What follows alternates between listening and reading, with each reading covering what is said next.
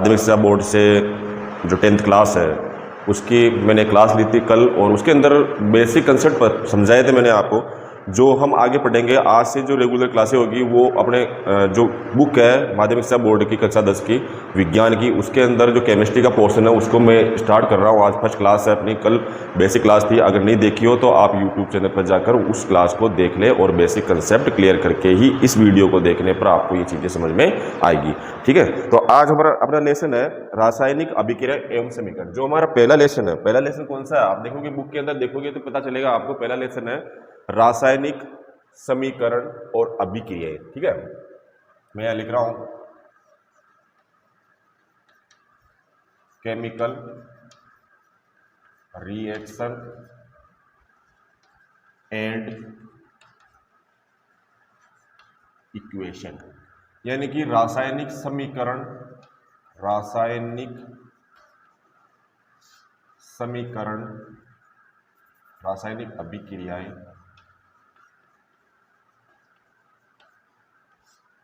व समीकरण। ये हमारा लेसन है जो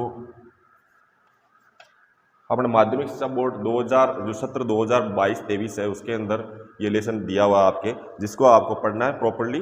और एक चीज़ ध्यान रखें, वीडियो देखने से पहले और आपको लिखना है नोट्स में एज इट इज़ वैसे के वैसे लिखा रहा हूँ, जो आने वाली सत्र के दौरान आपको लिखाए जाएंगे, तो आपको देख लेना है सबसे पहले। तो हम इसके अंदर सबसे पहला टॉपिक पढ़ेंगे, सबसे पहला टॉपिक पढ़ेंगे, सबसे पहले टॉपिक जो पढ़ेंगे अब हम इस लेसन के अंदर जो पढ़ने जा रहे हैं उसके बारे में देखो। सबसे पहले पढ़ेंगे हम जो टॉपिक है इसके अंदर, इस लेसन की बात करें, इंपॉर्टेंट टॉपिक जो हम पढ़ेंगे, सबसे पहला टॉपिक है अपना रासायनिक समीकरण। कौन सा है? रासायनिक समीकरण, रासायनिक समीकरण। फिर पढ़ेंगे रासायनिक अभिक्रियाएं, रासायनिक अभिक्रियाएं, रासायनिक अभिक्रिया के बारे में जानेंगे हम। और इसके बाद हम जानेंगे रासायनिक अभिक्रिया के प्रकार, रासायनिक अभिक्रिया, अभिक्रिया के प्रकार, ये आप लिखते जाना साथ के साथ, अभिक्रिया के प्रकार। और हमारा जो चौथा टॉपिक होगा वो होगा संक्षारण, संक्षारण, ये इंपॉर्टेंट पॉइंट है आपके। और 4 हो गए, 5वां है अपने विकृत, विकृत गंधिता, विकृत गंधिता। आज हम पढ़ेंगे ओनली जो 2 टॉपिक है इस वीडियो के अंदर, 2 टॉपिक आपके क्लियर हो जाएंगे बिल्कुल, ये वाले रासायनिक समीकरण और रासायनिक अभिक्रिया। और बाकी बच्चे जो नेक्स्ट जैसे जैसे वीडियो बनता जाएगा वैसे वैसे मैं कोशिश ये करूँगा प्रत्येक लेसन को 2 वीडियो या 3 वीडियो के अंदर ख़त्म कर दूं और उसके इंपॉर्टेंट क्वेश्चनों के साथ उसको ख़त्म करके आपको नोट्स लिखा दूं। ठीक है, अब देखो सबसे पहली बात ये आती है, हम पढ़ते हैं जैसे सर्वप्रथम हमने देखा रासायनिक समीकरण है। रासायनिक समीकरण जो है, अब रासायनिक समीकरण के अंदर क्या होता है, केमिस्ट्री के अंदर क्या होता है, रासायनिक परिवर्तन होते हैं। अब देखो परिवर्तन, जो पदार्थों में जो परिवर्तन होता है वो परिवर्तन क्या होता है, 2 प्रकार से होता है। पदार्थ, कोई सा पदार्थ हो, एक तो रासायनिक परिवर्तन होता है, एक भौतिक परिवर्तन होता है। कौन सा होता है? एक तो रासायनिक परिवर्तन होगा, एक भौतिक परिवर्तन होगा। अब भौतिक अवस्था में परिवर्तन के लिए बच्चों, जैसे ये चौक है, चौक को अगर तोड़ दिया जाए, यहां से इसको तोड़ दिया जाए तो 2 भागों में विभक्त हो जाती है। अब इसकी भौतिक अवस्था के अंदर क्या हो गया, इसमें परिवर्तन हो गया। या फिर आप चौक नहीं लेके कोई सा भी एग्जांपल ले लीजिए, अपने जो घर के अंदर काम में आते हैं, जैसे कोई बात नहीं, एक चीज ले लीजिए आप, जैसे घर में आपने एप्पल काटा, एप्पल को काट दिया, काटने के बाद अब देखो एप्पल की जो शेप थी वो पहले कैसे थी, गोल थी, उसकी शेप जो थी गोल थी।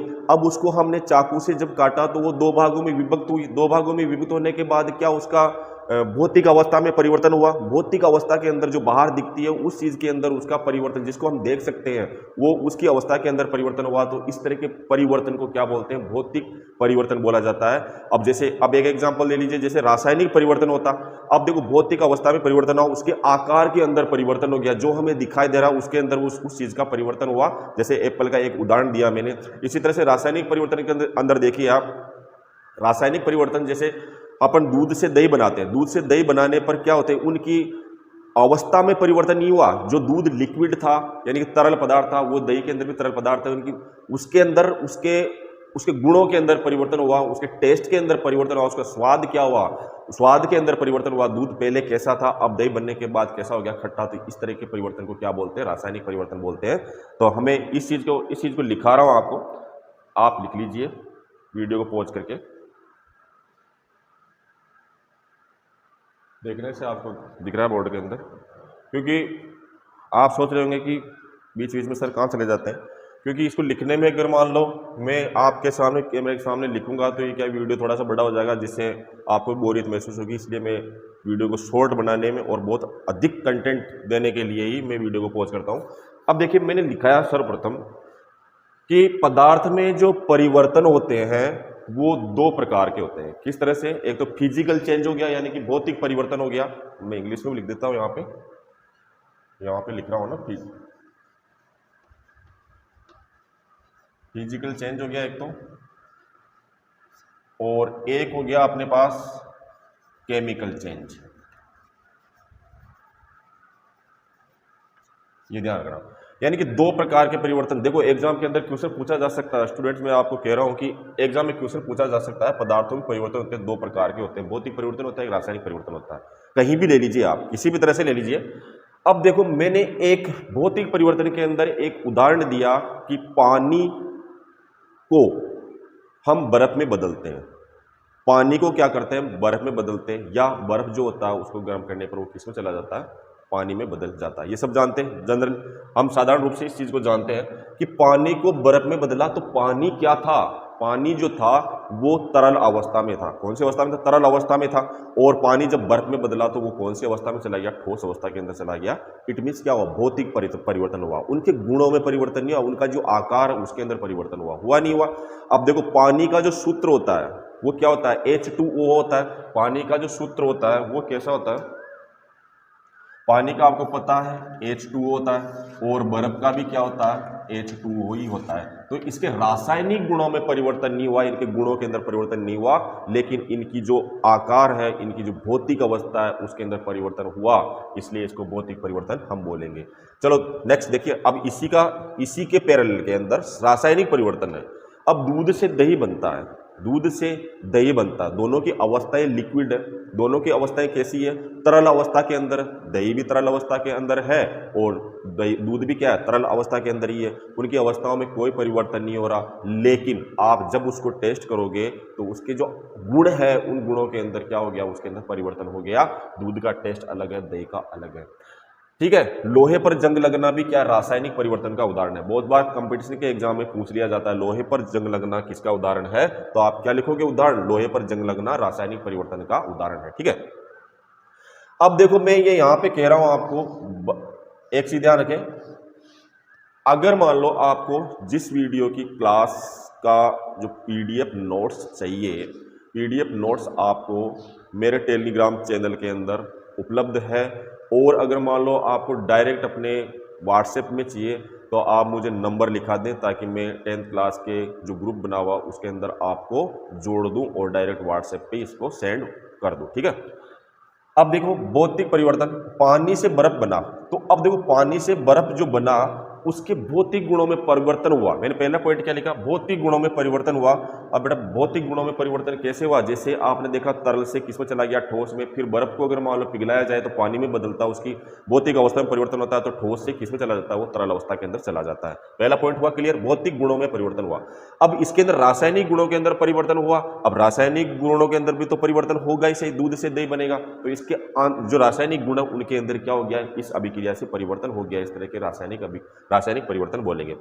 अब एक चीज बताओ, मैंने दूसरा पॉइंट लिखा इसके अंदर, अस्थायी परिवर्तन। भौतिक परिवर्तन जो होता है बच्चों वो क्या होता है, अस्थायी परिवर्तन होता है। अब बताओ कैसे होता है सर। अब देखो आप अगर पानी को फ्रीज के अंदर रखते हो तो वो क्या होता है, जम जाता है, वो बर्फ में बदल जाता है, बर्फ में बदलता है। तो क्या हुआ, अब मैंने कहा ना भौतिक परिवर्तन क्या होता है, अस्थायी परिवर्तन होता है। अब अस्थायी परिवर्तन होता है, इट मीन्स क्या हुआ, ये इट मीन्स क्या है, ये अस्थायी परिवर्तन है, यानी कि बर्फ तो बन गया, बर्फ से वापस पानी भी बन सकता है। इसका मतलब क्या हो गया, ये रिवर्सेबल रिएक्शन होगी। कौन सी होगी, रिवर्सेबल रिएक्शन होगी, ठीक है, उत्क्रमणीय अभिक्रिया होगी। तो ये अस्थायी परिवर्तन है, हम पानी से बर्फ भी बना सकते हैं और बर्फ से वापस पानी भी बना सकते हैं।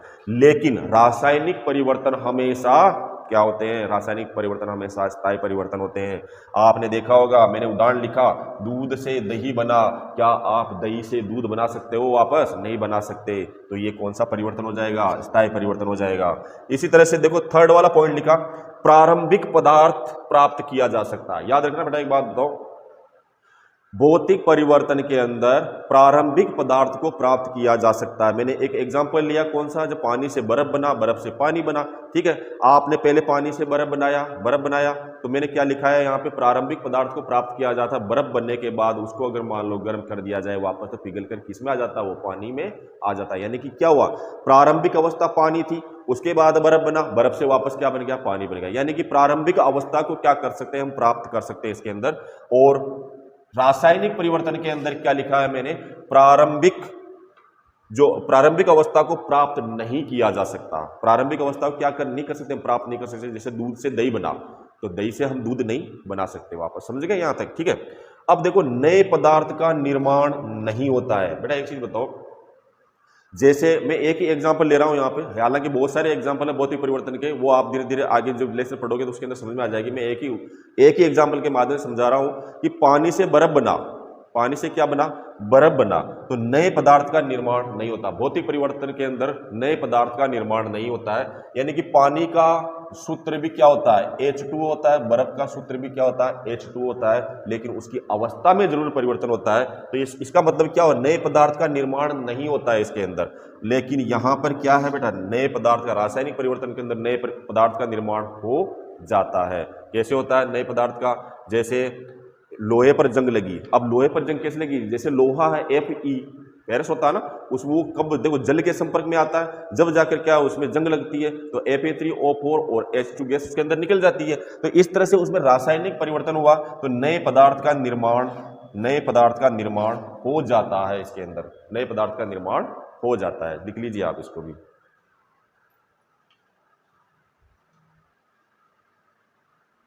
अब आप देखिए बोर्ड पे, मैंने एक टॉपिक लिया अपना जो फर्स्ट वाला था इस वीडियो का, इस लेसन का जो फर्स्ट वाला टॉपिक है। हाँ देखिए आप, मैंने लिखा रासायनिक समीकरण।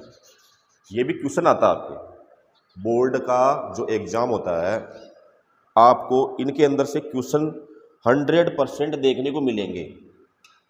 अब देखिए, मैं लिखा रासायनिक समीकरण, जो अपना पहला जो टॉपिक लिखाए थे इंपॉर्टेंट, मैंने इस लेसन के जो दो ही टॉपिक रहेंगे आज। रासायनिक समीकरण जो है, रासायनिक समीकरण कहते किसे हैं? भाई देखो, रासायनिक परिवर्तन अपन ने पढ़ लिया, भौतिक परिवर्तन अपन ने पढ़ लिया। अब रासायनिक समीकरण, कोई ऐसे रासायनिक समीकरण लिख दिया तो रासायनिक समीकरण थोड़ी होगी। जैसे हम कोई एग्जांपल लेते हैं, जैसे कार्बन, यानी कि कोयला जो होता है, कोयला ऑक्सीजन की उपस्थिति में जलकर क्या बनाता है, कार्बन डाइऑक्साइड गैस का निर्माण करता है। पता है आपको, सबको पता है अपने को। तो मैं इस तरह के एग्जांपल समझा रहा हूं आपको। रासायनिक समीकरण कहते किसे हैं, यानी कि जो रासायनिक समीकरण के अंदर जो भाग लेंगे, कोई भी अभिक्रिया होगी उसके अंदर जो पदार्थ भाग लेंगे और जो पदार्थ उस अभिक्रिया के बाद बनेंगे, उत्पाद के रूप में बनेंगे, तो यानी कि जो भाग लेने वाले हैं और जो बनने वाले हैं, उनको अणुसूत्र और प्रतीकों के माध्यम से जब दर्शाया जाता है, तो उसके बाद वो पूरी जो इक्वेशन बनती है, यानी कि जो पूरी जो समीकरण बनती है, यानी कि एक हो गया। सिंपल सी बात है, रासायनिक समीकरण का मतलब है मतलब शॉर्ट में कोई चीज को लिख देना, उसके प्रतीकों को, उसके अणुसूत्र को वहां लिख देना।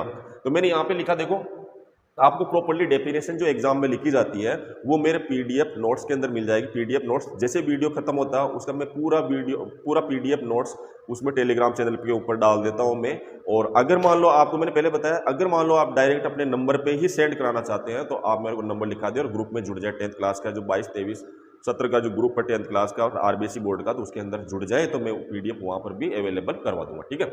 अब देखो आप, मैंने यहाँ पे शॉर्ट में लिखा, रासायनिक अभिक्रिया में भाग लेने वाले व बनने वाले पदार्थ। देखो, एक रासायनिक अभिक्रिया में सबसे पहले तो क्या लेंगे, भाग लेंगे। भाग लेते हैं उसको क्या बोलते हैं अपन, भाग लेने वाले को अभिकारक बोलते हैं, बनने वाले को क्या बोलते हैं, उत्पाद बोलते हैं, यानी कि रिएक्टेंट और प्रोडक्ट बोला जाता है, ठीक है। अब देखो रासायनिक अभिक्रिया में भाग लेने वाले बनने वाले पदार्थों को, अब जो भाग लेने वाले पदार्थ है उनको उनके अणु सूत्र और प्रतीक में दर्शाना, वो क्या कहलाता है, प्रतीकों के रूप में लिखना क्या कहलाता है, रासायनिक समीकरण कहलाता है। समझना ध्यान से, कोई भी अभिक्रिया होगी उसके अंदर भाग लेंगे, जैसे कोयले को, जैसे लिख दिया आपने, एक लाइन लिख दी, कोयले को जलाने से कार्बन डाइऑक्साइड का निर्माण होता है, तो कोयले का सूत्र प्रतीक कार्बन, सी कोयले का हो गया। अब वो किसकी उपस्थिति, कोई भी चीज जलती है तो ऑक्सीजन की उपस्थिति में जलती है, तो ऑक्सीजन को क्या बोलते हैं, O2, यानी कि किसमें बदल रहे हैं, प्रतीक और अणुसूत्र के अंदर बदल रहे हैं उसको। तो ये अपने जो भाग लेने वाले अभिकारक थे कार्बन और ऑक्सीजन, किसमें आगे, इसमें आगे, प्रतीकों के अंदर, अणुसूत्र के अंदर आगे। अब अपन ने क्या किया, उत्पाद जो बना कार्बन डाइऑक्साइड, उसको भी क्या लिख दिया हमने, अणुसूत्र के रूप में लिख दिया। तो ठीक है, एग्जांपल देखिए, जैसे मैंने लिखा कार्बन, अब कार्बन को क्या बोला जाता है, प्रतीक इसका C। ऑक्सीजन का जो अणुसूत्र होता है वो होता है बेटा O2। उसके बाद अगर कार्बन डाइऑक्साइड का अणुसूत्र लिखेंगे हम तो क्या हो जाएगा, CO2। तो ये वाली क्या है, रासायनिक समीकरण है। क्या है ये जो नीचे लिखी है मैंने, CO2 और CO2, ये तो क्या हो गए अभिकारक, ये क्या हो गए उत्पाद, यानी ये तो क्या हो गया रिएक्टेंट, और ये क्या हो गया प्रोडक्ट। ठीक है, इसी तरह से दूसरा उदाहरण लिया, जैसे मैग्नीशियम, ये लिख दिया मैंने। अब जैसे मैग्नीशियम का रिबन होता है, उसको ऑक्सीजन की उपस्थिति में, यानी कि कोई भी चीज का, किसी भी चीज का दहन होगा, याद रखना ये वर्ड केमिस्ट्री के अंदर बहुत बार आता है, दहन कराना। दहन कराने का मतलब हो गया जलना, जलने का मतलब हो गया जलता कब, जब ऑक्सीजन होती है। जब तक किसी की भी वस्तु को ऑक्सीजन नहीं मिलेगी जब तक वो जलेगी नहीं। ठीक है, ध्यान रखना। मैग्नीशियम का जो रिबन होता है वो ऑक्सीजन की उपस्थिति के अंदर मैग्नीशियम ऑक्साइड का निर्माण कर लेती है। किसका कर लेती है, मैग्नीशियम ऑक्साइड का निर्माण कर लेती है। अब मैग्नीशियम को हम प्रतीक के रूप में लिखेंगे, तो मैग्नीशियम का प्रतीक होता है Mg। ऑक्सीजन का कितना होता है बेटा, O2, यहां पे लिखा। अब तीर का निशान लगाया। अब मैग्नीशियम ऑक्साइड का क्या होता है, MgO। तो यहाँ पे 2, ये समीकरण संतुलित करना जो आगे नेक्स्ट बताऊंगा मैं। यहाँ ये टॉपिक महत्वपूर्ण नहीं है, यहाँ पर अपने को रासायनिक समीकरण ही पढ़नी है। आपको नोट्स जो है उसके अंदर से आपकी जो कॉपी है, नोटबुक है, उसके अंदर भी लिख लेना इनको। ठीक है, लिख लीजिए। हाँ देखिए आगे। अब देखो एक रासायनिक अभिक्रिया है। रासायनिक अभिक्रिया किसे कहेंगे अपन, यानी कि जो क्या लिखा है मैंने, किसी पदार्थ में होने वाले रासायनिक परिवर्तन, यानी कोई सा पदार्थ हो उसके अंदर रासायनिक परिवर्तन हो जाए। जैसे पहले उदाहरण दिया था मैंने, दूध से दही बन जाता है, ठीक है, तो उसके रासायनिक परिवर्तन हुआ। एक उदाहरण और लिखा है मैंने यहाँ पे, देखिए आपको पता है कि कॉपर सल्फेट के विलीन के अंदर अगर मान लो लोहे की कील डाल दी जाए, यानी कि कोई सा भी अपन पात्र ले लेते हैं उसके अंदर कॉपर सल्फेट का विलियन डाल देते हैं। कॉपर सल्फेट के विलियन डालने की वजह से, और उसके अंदर कील डाल दी जाए जो लोहे की होती है, उसको बोलते हैं फेरस। कॉपर सल्फेट के विलीन के अंदर डालते हैं तो क्या बनता है, फेरस सल्फेट बनता है। जो इसका देखो रंग, इसका अभी तो क्या है, इस नीला रंग है किसका, कॉपर सल्फेट का, लेकिन कील डालेंगे तो इसमें क्या होगा, रासायनिक अभिक्रिया होगी। क्या होगी, रासायनिक अभिक्रिया होगी। और रासायनिक अभिक्रिया की वजह से इस विलियन का रंग कैसा हो जाएगा, हरा हो जाएगा। क्या हो जाएगा, हरा होगा। इट मीन्स क्या हो गया, ये फेरस सल्फेट बन गया। क्या बन गया, फेरस सल्फेट बन गया। और इस कील के ऊपर कॉपर की परत चढ़ जाएगी। यानी कि सीधी सिंपल सी बात है, मैंने लिखा है इस रासायनिक अभिक्रिया को समझाने के हिसाब से ये उदाहरण दिया है मैंने। किसी पदार्थ में होने वाले रासायनिक परिवर्तन, कौन सा परिवर्तन, रासायनिक परिवर्तन। जैसे एक पात्र लिया, उसके अंदर कॉपर सल्फेट का विलियन डाला, उसके बाद उसके अंदर कील डाली। अब उस कील को नहीं डाली, उससे पहले कॉपर सल्फेट का जो कलर था वो कौन सा था, नीला कलर था। कॉपर सल्फेट के विलियन के अंदर जब कील डाली, कील डालने के बाद थोड़ी देर अभिक्रिया हुई। अभिक्रिया होने के बाद उस जो पात्र में विलियन था उसका रंग कैसा हुआ, हरा हुआ। क्यों हुआ, क्योंकि फेरस कॉपर सल्फेट से अभिक्रिया करने के बाद फेरस सल्फेट का निर्माण हुआ और कॉपर को अलग कर दिया, इसलिए यहाँ पर इसका रंग क्या हो गया, हरा हो गया। यानी कि मेरा कहने का मतलब ये है कि रासायनिक अभिक्रिया किसे कहेंगे, किसी पदार्थ में होने वाले रासायनिक परिवर्तन को क्या बोलते हैं हम, रासायनिक अभिक्रिया बोलते हैं। तो इस तरह की रिएक्शन होगी तो उसको हम क्या बोलेंगे, रासायनिक अभिक्रिया बोलेंगे। देखिए बोर्ड पे, ये होगी हमारी रासायनिक अभिक्रिया। अब देखो नेक्स्ट, इसका जो इंपॉर्टेंट भाग होता है, हम जो टॉपिक पढ़ रहे हैं उसके अंदर कुछ शब्द है जिनको हमें जानना बहुत ही ज़रूरी है। उन शब्दों के बारे में जानकारी होना बहुत ज़रूरी है आपको, ठीक है।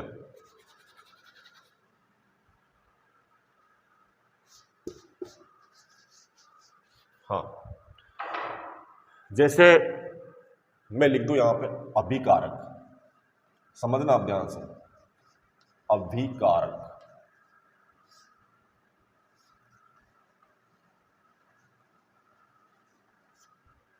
सुनना इधर ध्यान से, अभिकारक किसे कहेंगे? देखो ये शब्द आप जब इस लेसन को पढ़ रहे हो ना, तो इस लेसन के अंदर इस तरह के शब्द आएंगे तो आपके माइंड में जैसे ही नाम लेते, जैसे अपन किसी इंसान को जानते हैं, उसका नाम लेते हैं, उसके बायोडाटा सब अपने माइंड के अंदर एक पिक्चर बन जाती है। तो उसी तरह से जो अभिकारक है, अभिकारक का नाम लिया। अब अगर मान लो इसके बारे में जानेंगे नहीं तो अपन क्या है, इसको रटने की कोशिश करेंगे, इसको क्या समझने की कोशिश नहीं करेंगे और रटने की कोशिश करेंगे, तो अपने को समझना है। अभिकारक किसे कहेंगे? जो रासायनिक अभिक्रिया में भाग लेने वाले पदार्थों को। सुनना इधर, लिख लो, रासायनिक अभिक्रिया में, रासायनिक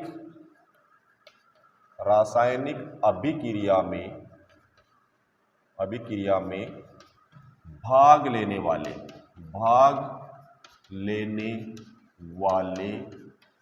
पदार्थों को,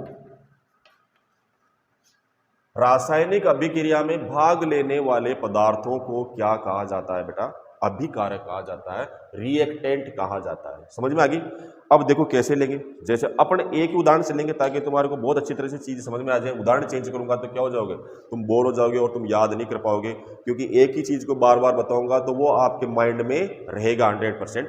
जैसे मैंने पहले थोड़ी देर पहले उदाहरण दिखाया था कि देखो सुनो इधर, रासायनिक अभिक्रिया, जैसे कार्बन की हमने ऑक्सीजन की उपस्थिति में कोयले को जब जलाया तो हमारे पास क्या बना? Carbon dioxide. कार्बन डाइऑक्साइड, अब ये गैस है तो इस तरह का तीर का निशान आएगा इसके। अब देखो कार्बन जो है वो ऑक्सीजन की उपस्थिति में जलता है, जब कार्बन डाइऑक्साइड बनती है। तो मैंने देखो पहले हम टॉपिक वाइज टॉपिक चल रहे हैं, कोई एक्स्ट्रा नहीं। जैसे हम इस टॉपिक अभी वर्तमान में पढ़ रहे हैं अभिकारक, रिएक्टेंट पढ़ रहे हैं, तो हम अभिकारक की बात करेंगे, कोई एक्स्ट्रा नहीं तो चलना अपने को, ठीक है, वरना याद नहीं हो पाएगा, फिर समझ में भी नहीं आएगा, एक्स्ट्रा बताऊंगा। अभिकारक की बात करें, मैं अभिकारक को ही समझा रहा हूं अभी। इसके अंदर कोई सी भी रासायनिक समीकरण ले ली अपन ने, ये ले ली, कार्बन ऑक्सीजन की उपस्थिति में जल के कार्बन डाइऑक्साइड का निर्माण करता है। तो अब सुनो इधर, अभिकारक में मैंने परिभाषा लिखाई, रासायनिक अभिक्रिया में भाग लेने वाले पदार्थों को अभिकारक कहा जाता है। तो बेटा एक चीज बताओ, रासायनिक अभिक्रिया में भाग लेने वाले पदार्थ कौन से? यही है ना, ये क्या कहलाते हैं बेटा? अभिकारक, यानी कि रिएक्टेंट। अब आपके समझ में आई? यानी कि जो देखो रासायनिक अभिक्रिया है, रासायनिक अभिक्रिया में मैं, और ये चीज थोड़ा ध्यान रखना, यहाँ पे मैं आगे और डिटेल से बताऊंगा। इस भाग को बोलते हैं लेफ्ट हैंड साइड, इसको बोलते हैं राइट हैंड साइड। यानी कि राइट हैंड साइड की तरफ क्या होते हैं? उत्पाद। क्या होते हैं? उत्पाद। ये आगे बताऊंगा अभी मैं, उत्पाद। और इधर की साइड में अभिकारक होते हैं। तो जो रासायनिक अभिक्रिया है उसके अंदर भाग लेने वाले पदार्थों को क्या बोला जाता है? उत्पाद, अभिकारक बोला जाता है। अब देखो नेक्स्ट अपना उत्पाद के बारे में यही समझ लो, किसी भी रासायनिक अभिक्रिया के बाद, कोई भी रासायनिक अभिक्रिया है पूर्ण होने के बाद जो बनता है, क्या बनता है? यानी कि कोई रासायनिक अभिक्रिया हुई, उसके बाद जो पदार्थ बनता है, अब यहां पे बन क्या रहा है? कार्बन डाइऑक्साइड गैस बन रही है, तो ये बेटा क्या कहलाता है? उत्पाद कहलाता है। ध्यान रखना, बनने वाला, रासायनिक अभिक्रिया में भाग लेने वाला क्या कहलाता है? अभिकारक कहलाता है। रासायनिक अभिक्रिया के बाद बनने वाला वो क्या कहलाता है? उत्पाद कहलाता है, प्रोडक्ट कहलाता है। तो यहां पर उत्पाद कौन सा हो गया? CO2 क्या हो गया? उत्पाद हो गया। ठीक है, समझ में आ गई? दोनों परिभाषाएं क्लियर हो गई आपके। अब देखो रासायनिक समीकरण को लिखने के जो तरीके होते हैं, यानी कि रासायनिक ऐसे थोड़ी है अपन जो इच्छा हो वैसे लिख देंगे। बहुत सारे स्टूडेंट जैसे एग्जाम में क्वेश्चन का आंसर देके आते हैं, रासायनिक समीकरण लिखिए, इसकी रासायनिक समीकरण लिखिए, तो उसके अंदर जब जो लिख के आ जाते हैं, जो इच्छा है वैसे ही लिख के आ जाते हैं। तो इस तरह से नहीं लिखना है अपने को, ठीक है। इसके भी रूल रेगुलेशन है, जैसे यातायात के नियम होते हैं, यातायात के नियम का अनुसरण करते हैं, पर अनुसरण करने के बाद ही तो सेफ जर्नी होती है हमारी। तो इसी तरह से क्या है, इनके सबके कुछ ना कुछ नियम है। केमिस्ट्री के अंदर भी, रासायन विज्ञान के अंदर भी नियम है। रासायनिक समीकरण भी लिखने का तरीका है, अगर उसको प्रॉपर ढंग से लिखोगे तो ही आपको पूरे नंबर मिलेंगे, अन्यथा नहीं मिलेंगे। ठीक है, चलो सुनो।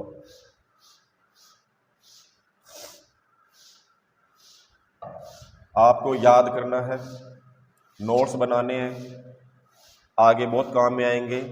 एग्जाम के टाइम, बोर्ड के टाइम, बोर्ड का एग्जाम होगा जब, इन्हीं को देख लेना, अच्छे परसेंटेज बन जाएंगे।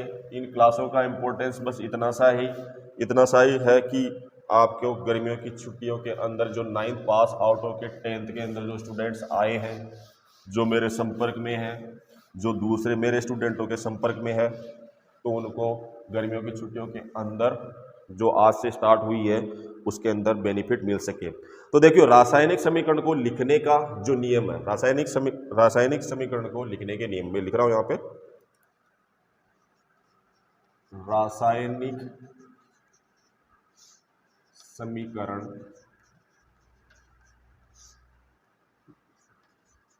लिखने के नियम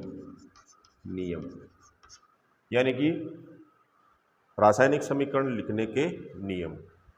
ठीक है, समझ में आ गया आपके? हाँ देखो, रासायनिक समीकरण लिखने के नियम। ये थोड़ा सा माइक उलझ गया भाई, वॉइस क्लियर आ रही है? हाँ देखो पहला नियम क्या होता है कि अपन ने अभी देखा, कार्बन और ऑक्सीजन की उपस्थिति में जलता है तो कार्बन डाइऑक्साइड का निर्माण होता है। कार्बन अभिक्रिया में भाग लेने वाले अभिकारक, भाई भाग तो कौन लेंगे? अभिकारक लेंगे। अभिक्रिया के बाद बनेंगे कौन? उत्पाद बनेंगे। सिंपल सी बात है। यानी कि अभिक्रिया में भाग लेने वाले अभिकारक और अभिक्रिया के बाद बनने वाले जो उत्पाद है, उन दोनों के बीच में किसका निशान लगाया जाता है? तीर का निशान लगाया जाता है। किसका लगाया जाता है? तीर का। एग्जाम्पल देखो, कार्बन के साथ O2, फिर मैंने तीर का निशान लगाया और CO2 का निर्माण हुआ। अब बेटा एक चीज बताओ, ये तो क्या है? अभिकारक। क्या है ये?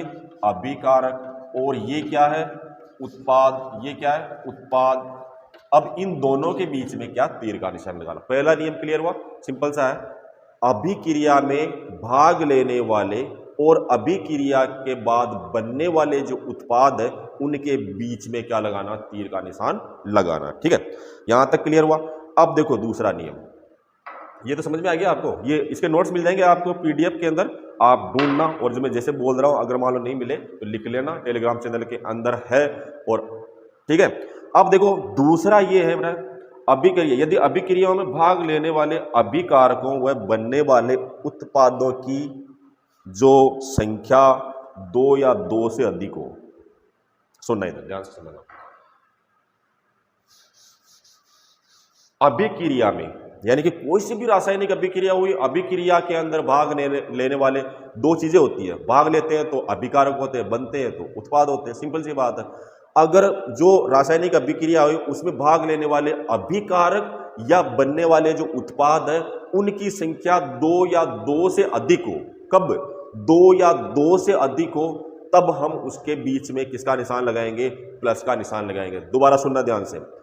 कोई भी रासायनिक अभिक्रिया, उसमें भाग लेने वाले जो अभिकारक है और उससे बनने वाले जो उत्पाद है, अगर उनकी संख्या 2 या 2 से अधिक हो तो उनके मध्य के अंदर हम प्लस का चिन्ह लगाकर इस समीकरण को पूर्ण करेंगे। तो ये दूसरा नियम हो गया। जैसे एग्जाम्पल ले लो, अभी यही एग्जाम्पल वापस रिपीट करेंगे अपन। कार्बन है, ऑक्सीजन है और CO2 बनती है। अब बेटा एक चीज बताओ, ये जो है ये अभिकारक है। ये क्या है? अभिकारक है। अभिकारक ये क्या है? उत्पाद है। ये उत्पाद हो गया, यानी कि प्रोडक्ट हो गया, ये रिएक्टेंट हो गया। अब अभिकारक अभिकारक जो भाग ले रहे हैं उनकी संख्या 2 या 2 से अधिक हो तो प्लस का चिन्ह लगाएंगे। तो यहाँ पर कार्बन और ऑक्सीजन है, प्लस का चिन्ह इसलिए लगाया गया है। और उत्पाद तो मेरे 2 या 2 से अधिक हो तभी प्लस लगेगा, तो यहाँ पर तो उत्पाद तो एक ही बना, कार्बन डाइऑक्साइड। इसी तरह से अगर मान लो दूसरा उदाहरण अगर आप समझो, जिंक के अंदर अगर सल्फ्यूरिक अम्ल के अंदर अगर जिंक डाल दिया जाए तो जिंक सल्फेट का निर्माण होता है और हाइड्रोजन गैस का निर्माण होता है। यहां पर देखिए अब जिंक जो है सल्फ्यूरिक अम्ल के साथ अभिक्रिया करता है। तो मैं रिएक्शन नहीं बता रहा आपको, मैं ओनली ये बताना चाह रहा हूं आपको कि जो भाग लेने वाले जो अभिकारक है उनकी संख्या 2 या 2 से अधिक हो तो उनके मध्य के अंदर प्लस का चिन्ह लगाना है। ये जैसे यहां लगा दिया मैंने। अब जो अभिक्रिया पूर्ण होने के बाद जो बने उत्पादों की संख्या भी अगर 2 या 2 से अधिक है तो उनके मध्य भी क्या करना है, प्लस का चिन्ह लगाना। यहां इस तरह से प्लस का निशान लगा दिया। यहां पे ऐसा नहीं था क्योंकि एक ही उत्पाद बनना था। ठीक है, क्लियर हुआ आपके? ये चीज समझ में आई? चलो कोई बात नहीं। अब देखते हैं आगे टॉपिक है आपके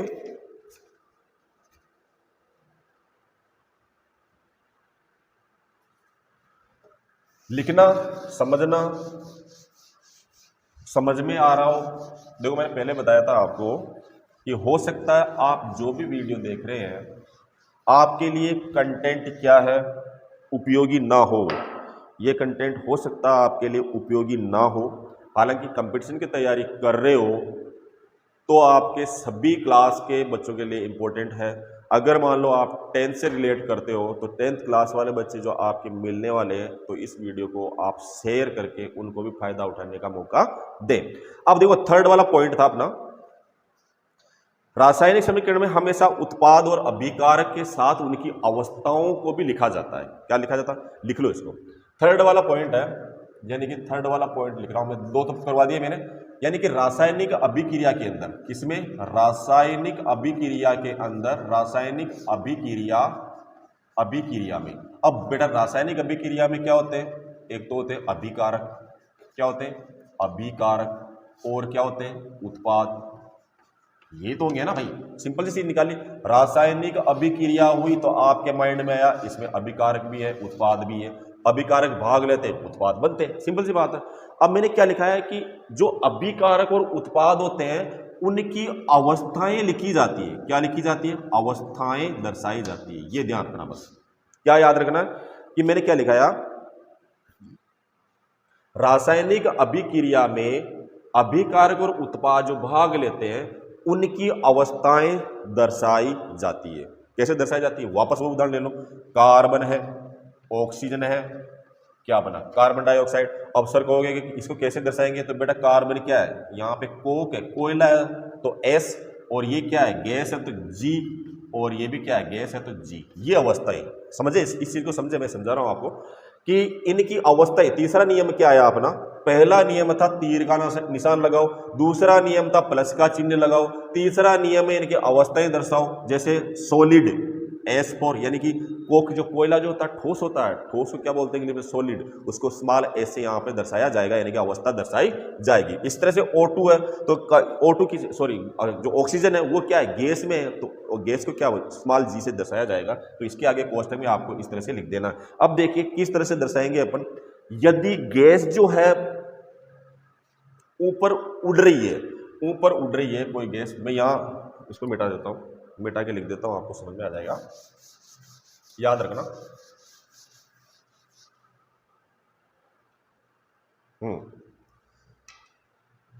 जैसे गैस 2 तरह से अवस्थाएं दर्शाएंगे इसकी। अगर उड़ रही है बाहर ऊपर में तो ये तीर का निशान क्या आ जाएगा? ऊपर जाएगा। अगर मान लो गैस इसी के अंदर है तो आप स्मॉल जी से दर्शाओगे। और अवक्षेपण आ जाता है, याद रखना बेटा, अवक्षेपण। अब अवक्षेपण क्या होता है? अवक्षेपण का मतलब होता है यानी कि कोई भी तरल पदार्थ है उसके पात्र के नीचे बैठ जाना। कोई भी पदार्थ होता है वो नीचे की साइड में बैठ जाता है। जैसे पानी के अंदर फिटकरी डाली जाती है तो जो कचरा होता है, जो डस्ट होती है, वो क्या होती है? नीचे बैठ जाती है। तो नीचे बैठेगी तो इट मींस इसका तीर का निशान क्या लगेगा? उल्टा, यानी कि नीचे बैठ गई। अब देखो जैसे ठोस पदार्थ के लिए आ गया आपके पास स्मॉल एस ही लिखना है, कैपिटल एस, बड़ा एस नहीं लिखना है, ध्यान रखना। जैसे तरल पदार्थ के लिए आ गया आपके, तरल पदार्थ के लिए तो आपको स्मॉल एल होता है ना, एल, छोटी ABCD वाला L, ठीक है। इसी तरह से अगर मान लो जलीय विलयन के लिए आ गया, जैसे जलीय विलयन के लिए आ गया, जलीय विलयन भी होता है ना, जलीय विलयन के लिए क्या लिखोगे AQ। अरे भाई अभी थोड़ी देर पहले उदाहरण दिया था मैंने कॉपर सल्फेट का विलयन, तो ये जलीय विलयन है ना, तो इसके लिए क्या आएगा AQ आएगा यहाँ पे, ठीक है, समझ में आ गई। तो ये चीज क्लियर हुई आपके। ये अवस्थाएं भी हमें रासायनिक समीकरण लिखते समय दर्शानी होगी, क्या दर्शानी होगी, समझ में आ गई आपके। चलो अब लास्ट पॉइंट है जो रासायनिक समीकरण लिखने का नियम है, उसके अंदर जो लास्ट टॉपिक आता है अपना द्रव्यमान संरक्षण का नियम। कौन सा संरक्षण का नियम? द्रव्यमान संरक्षण का नियम। हाँ देखिए, द्रव्यमान संरक्षण का नियम ये इसमें लागू होता है, याद रखना। द्रव्यमान संरक्षण का नियम क्या होता है? यानी कि किसी भी रासायनिक अभिक्रिया में द्रव्यमान का न तो, यानी कि कोई भी रासायनिक अभिक्रिया हो उसके अंदर जो उत्पाद है, जो अभिकारक है, उनके द्रव्यमानों को न तो बढ़ाया जा सकता है ना ही घटाया जा सकता है। इट मीन्स मेरा सिंपल सा मतलब है, कोई भी रासायनिक अभिक्रिया के अंदर जो द्रव्यमान का न तो निर्माण किया जा सकता है और न ही नष्ट किया जा सकता है। किसी भी अभिक्रिया के उत्पादों का कुल द्रव्यमान, उसमें भाग लेने वाले, यानी कि सिंपल सी बात है, यानी कि उसका जो द्रव्यमान है, यानी कि अभिकारक के रूप में, जैसे आप कोई सा भी उदाहरण ले लीजिए, 1 लीटर दूध लिया आपने, 1 लीटर दूध लिया तो दही कितना बनेगा? 250 ग्राम बनेगा क्या दही? दही भी तो कितना बनेगा? 1 लीटर ही बनेगा ना। समझ में आ रही है बात? मेरे कहने का मतलब समझ रहे हो आप? अब जैसे मैं एक चीज बताऊं, यानी कि जो अभिक्रिया में भाग लेने वाले अभिकारक और जो बनने वाले उत्पाद, उन दोनों का द्रव्यमान क्या होता है? इक्वल होता है, यानी कि समान होता है। तो इसका मतलब क्या हुआ? द्रव्यमान संरक्षण का नियम भी इसके अंदर लागू होता है। अब एक चीज बताओ, अब नेक्स्ट टॉपिक है अपना द्रव्यमान संरक्षण का नियम, ध्यान रखना। नेक्स्ट टॉपिक आता है अपना संतुलित रासायनिक समीकरण। अब चलो, क्वेश्चन बहुत अच्छा है, इसका क्वेश्चन आता देखने को मिलता है, 100% देखने को मिलता है।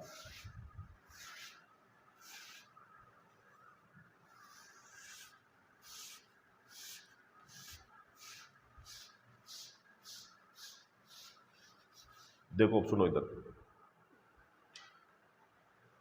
संतुलित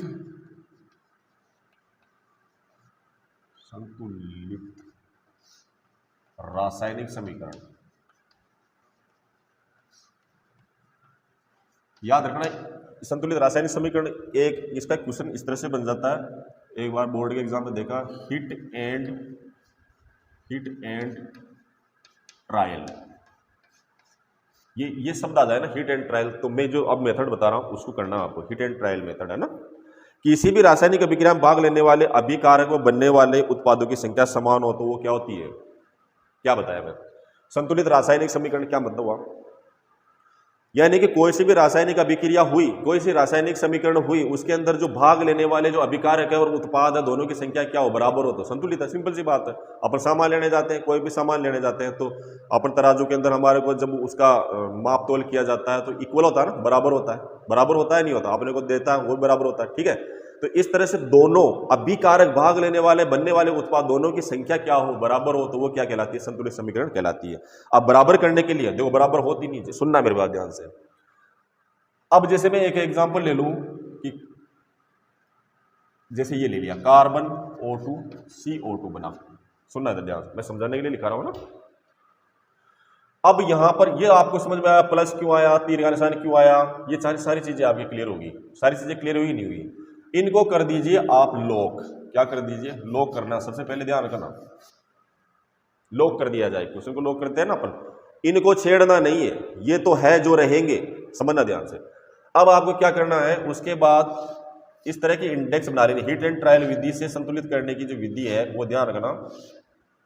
इस तरह की इंडेक्स बना लिया आपने, इसमें लिख लीजिए आप तत्व, इसमें लिख लीजिए अभिकारक, इसमें लिख लीजिए उत्पाद। सुनना ध्यान से। अब जो तत्व है, अब तत्व कौन से हैं इधर ध्यान देना, ध्यान देना। इधर कार्बन है, ऑक्सीजन है, यहां तक क्लियर हुआ। अब ये अभिकारक, यानी कि अभिकारक या तीर के निशान लेफ्ट हैंड साइड में LHS, लेफ्ट हैंड साइड, और ये RHS, ठीक है, ऐसे देख लो आप। तो ये लेफ्ट हैंड साइड के अंदर जो है आपके ये कार्बन है, कार्बन क्या है, देखो कार्बन की संख्या कितनी आ रही है, 1 आ रही है। ऑक्सीजन की कितनी आ रही है, 2 आ रही है। इसी तरह से उत्पाद के रूप में, उत्पाद में भी देखो कार्बन की संख्या कितनी आ रही है, 1 आ रही है। ऑक्सीजन की कितनी आ रही है, 2 आ रही है। तो बेटा ये समीकरण क्या हो गई, संतुलित हो गई। ये क्या है, ये संतुलित समीकरण है। क्या है ये, इसको लिखते हैं अपन बैलेंस इक्वेशन। ये समीकरण संतुलित है, इस तरह से आपको चेक करनी है। चलो दूसरा उदाहरण लेते हैं। अब आप खुद करके बताना मुझे।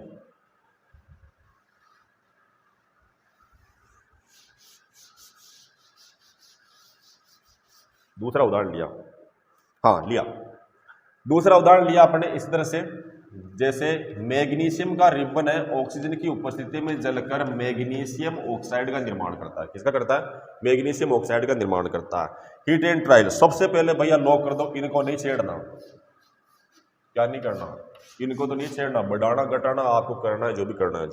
हीट एंड ट्रायल विधि, हीट एंड ट्रायल विधि के अंदर इंडेक्स बनानी है आपको। सबसे पहले तत्व अभिकारक और उत्पाद, ये तत्व हो गए, ये अभिकारक हो गए, ये उत्पाद हो गए, ठीक है। और अब तत्वों की संख्या, तत्व कौन से, एक तो मैग्नीशियम है, एक ऑक्सीजन है। ध्यान है ना, अभिकारक में कितनी संख्या आ रही है, मैग्नीशियम की 1 आ रही है। ऑक्सीजन की अभिकारक के रूप में कितनी संख्या आ रही है, 2 आ रही है। उत्पाद में मैग्नीशियम की कितनी आ रही है, 1 आ रही है। ऑक्सीजन की कितनी आ रही है, 1 ही आ रही है। अच्छा, मिलाया अपन ने, तो ऑक्सीजन की संख्या क्या इम्बैलेंस हो रही है ना, यानी कि ये असंतुलित है। ऑक्सीजन की संख्या अभिकारक के रूप में तो 2 आ गई, लेकिन अभी उत्पाद के रूप में 1 ही आई। सर ये संतुलित नहीं है समीकरण, तो इसको संतुलित हमें करना पड़ेगा। संतुलित करने के लिए क्या करना पड़ेगा बच्चों, ये आप जितनी प्रैक्टिस करोगे उतना ही। चलो कोई बात नहीं, संतुलित कर लेते हैं अपन इसको संतुलित करके क्लास को ऑफ करते हैं। अब देखो मैग्नीशियम, ऑक्सीजन के 2 है यहाँ पर, तो अपने को इधर 2 करने पड़ेंगे। याद रखना, छेड़ना मत किसी को। ऑक्सीजन के यहाँ पर 2 है, तो यहाँ पर 2 करने के लिए हमें क्या करना पड़ेगा, यहाँ 2 लगाने पड़ेंगे। अब भैया यहाँ पे 2 लगाए तो ऑक्सीजन के तो हो गए 2, यहाँ पे ये लो ऑक्सीजन के तो हो गए 2, ऑक्सीजन के इधर भी 2 हो गए, लेकिन यहाँ 2 लगाने की वजह से मैग्नीशियम के भी क्या हो गए, यहाँ पर उत्पाद के रूप में मैग्नीशियम कितने हो गए, 2, और यहाँ पर तो मैग्नीशियम का अभिकारक के रूप में 1 ही है ना, तो बेटा यहाँ पर भी क्या करेंगे, हम 2 लगा देंगे। जब जाकर यह समीकरण क्या हो जाएगी, संतुलित हो जाएगी। समझ में आ गई, यानी कि क्या आ जाएगा, 2MgO2 MgO। ठीक है, अब आपको काम क्या करना है भैया, वो मैं बताऊं आपको। घर से 2 क्वेश्चन करने हैं, सॉरी 1 ही करना आप, है ना। 1 क्वेश्चन आप खुद करना, मैं नहीं बताऊंगा इसको। और गूगल पे सर्च मार के मत देखना, अपना दिमाग खुद यूज करना। जैसे लोहे पर जंग लगना, ये फेरस हो गया। जंग कब लगेगा, बारिश होगी, जल आएगा। Fe3O4 प्लस कौन सी गैस निकलेगी, H2। इस समीकरणों को आपको संतुलित करनी है। कौन सी, इस समीकरण को आपको संतुलित करनी है। और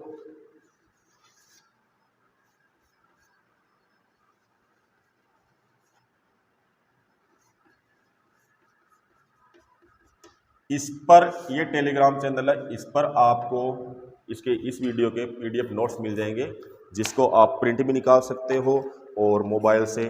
अगर मान लो टेलीग्राम चैनल जिसके पास नहीं हो, बहुत सारे बच्चे हैं 10th क्लास के, जो भी बच्चे हैं मेरे को नंबर लिखा दे और उसको मैं ग्रुप में ऐड कर लूँगा, तो सारे बच्चों के एक बार ही जो वीडियो खत्म होगा तो उसका आपको PDF नोट्स आपके मोबाइल पर ऑटोमेटिक ही पहुँच जाएगा। ठीक है, आप इस वीडियो को लाइक करें और शेयर करें। शेयर करना नहीं भूलें, क्योंकि मैंने बताया था आपको कि जो चीज़ आपको अच्छी लगती है, तो एक चीज़ ध्यान रखें कि अपन वीडियो देखते हैं, कोई सी वीडियो देखते हैं, उससे क्या फ़ायदा होता है, ये वीडियो देखें, आपके आने वाले टाइम के अंदर बहुत ही उपयोगी होंगे। एग्जाम के अंदर सारा बोझ आपका हल्का हो जाएगा। और इस तरह से पढ़ते रहें और ठीक है, शेयर कर देखिए। धन्यवाद।